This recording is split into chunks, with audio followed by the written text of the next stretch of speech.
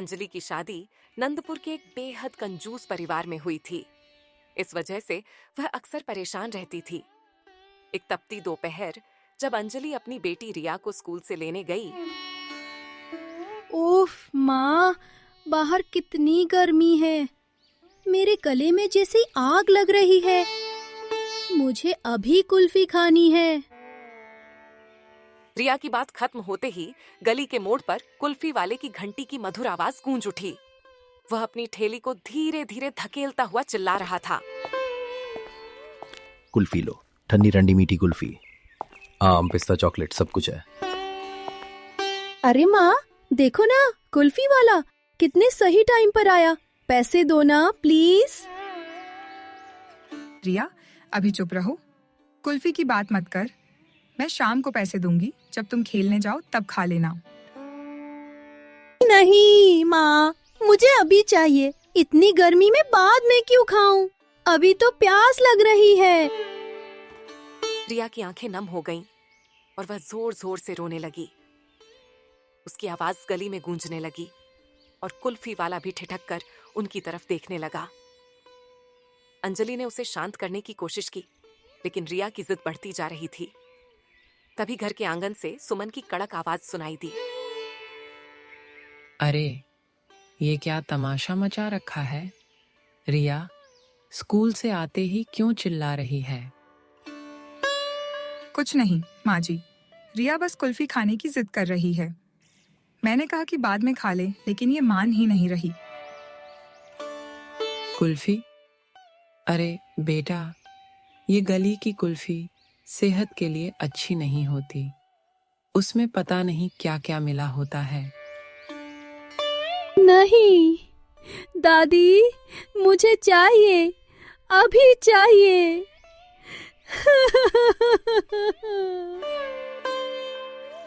रिया की जिद देखकर सुमन का चेहरा तमतमाया, लेकिन उसने खुद को संभाला और अपनी जेब से कुछ सिक्के निकाले।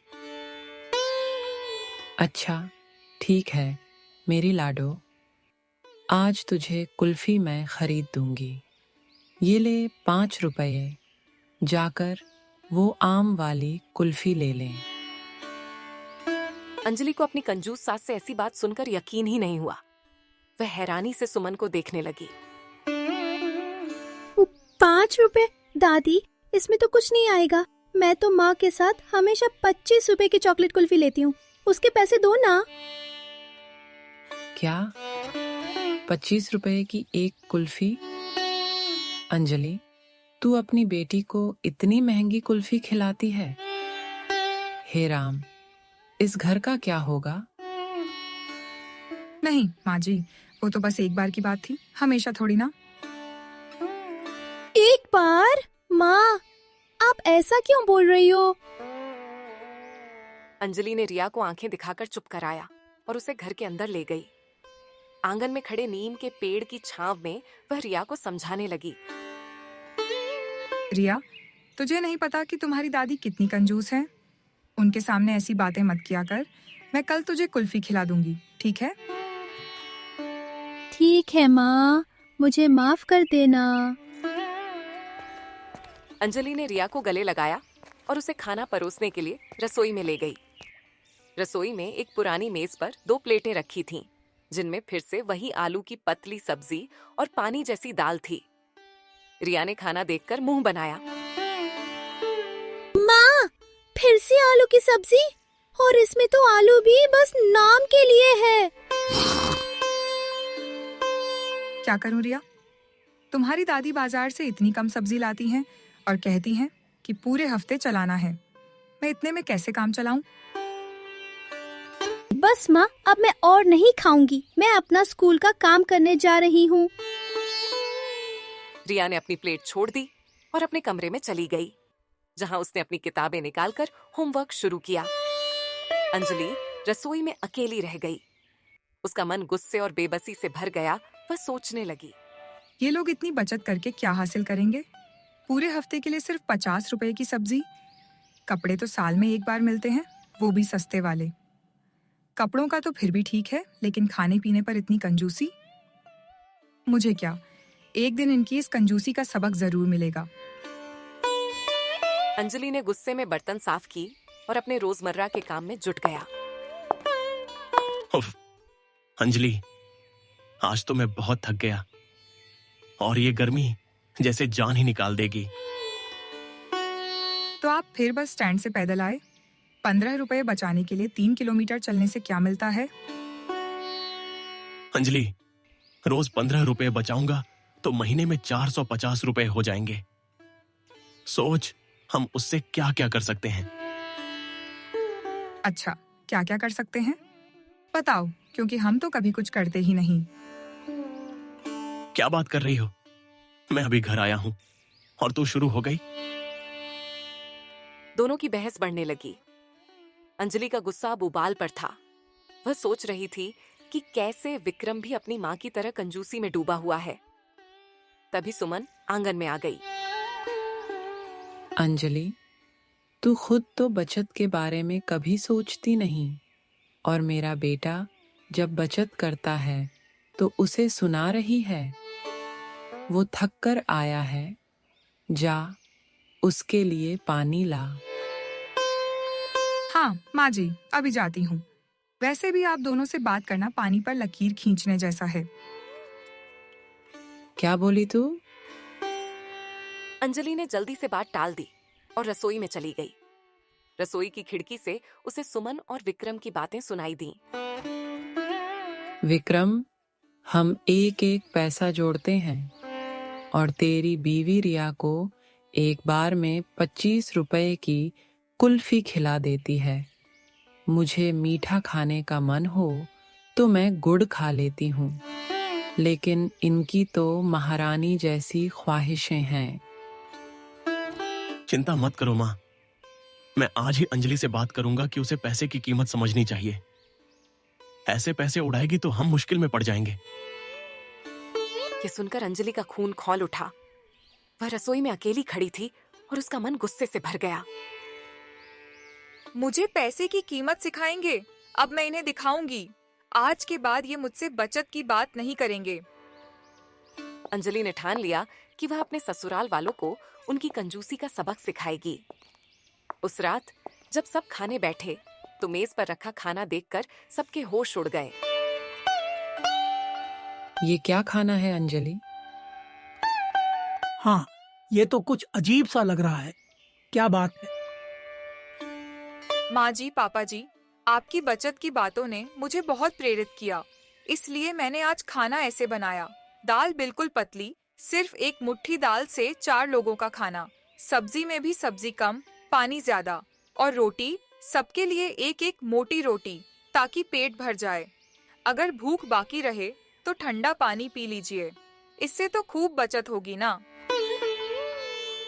अंजलि को लगा कि अब उसके ससुराल वाले अपनी गलती समझ जाएंगे, लेकिन हुआ ठीक उल्टा।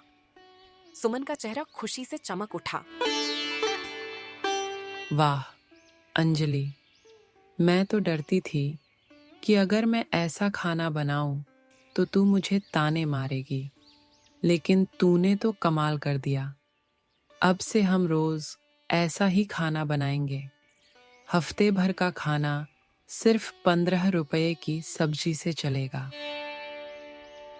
बिल्कुल माँ।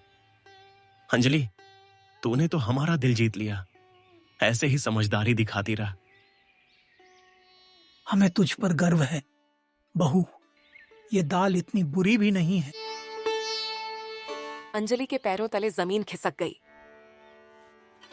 क्या? नहीं नहीं, मेरा ये मतलब नहीं था। मैं तो बस आपकी कंजूसी का मजाक उड़ा रही थी। मेरी बात तो सुनिए। लेकिन उसके ससुराल वाले उसकी एक ना सुनी और हंसते हुए उठ गए। अंजलि सिर पकड़कर बैठ गई। हाय, मेरा तीर उल्टा मुझी पर लग गया। पहले से खराब हालात अब और बिगड़ गए। अगले दिन से सुमन ने कंजूसी को और बढ़ा दिया। खाना अब और भी बदतर हो गया। पानी जैसी दाल, सिर्फ नमक वाली सब्जी और मोटी मोटी रोटियां। घर में बिस्किट, नमकीन या कोई और नाश्ता तो दूर की बात थी। अगर कभी कुछ आता भी तो सुमन उसे अलमारी में ताले में बंद कर देती। रिया को स्कूल में अपनी सहेलियों के रंग बिरंगे टिफिन देखकर और ज्यादा बुरा लगता। वह अक्सर अंजलि से शिकायत करती कि उसे घर का खाना बिल्कुल पसंद नहीं। एक दिन रिया स्कूल से लौटी और उसने अपनी माँ से कहा, माँ, आज मेरी सहेली नेहा ने अपने टिफिन में पनीर की सब्जी और पराठे लाए थे। कितना स्वादिष्ट था। मैंने थोड़ा खाया, लेकिन मुझे शर्मिंदगी महसूस हुई कि मेरा टिफिन हमेशा खाली सा होता है।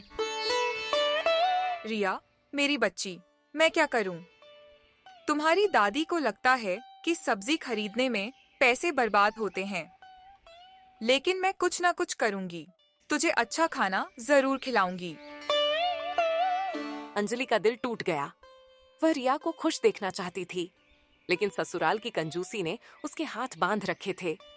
उसने ठान लिया कि वह इस स्थिति को बदलेगी। कई दिन बीत गए। अंजलि ने छोटे छोटे तरीकों से घर में बदलाव लाने की कोशिश की।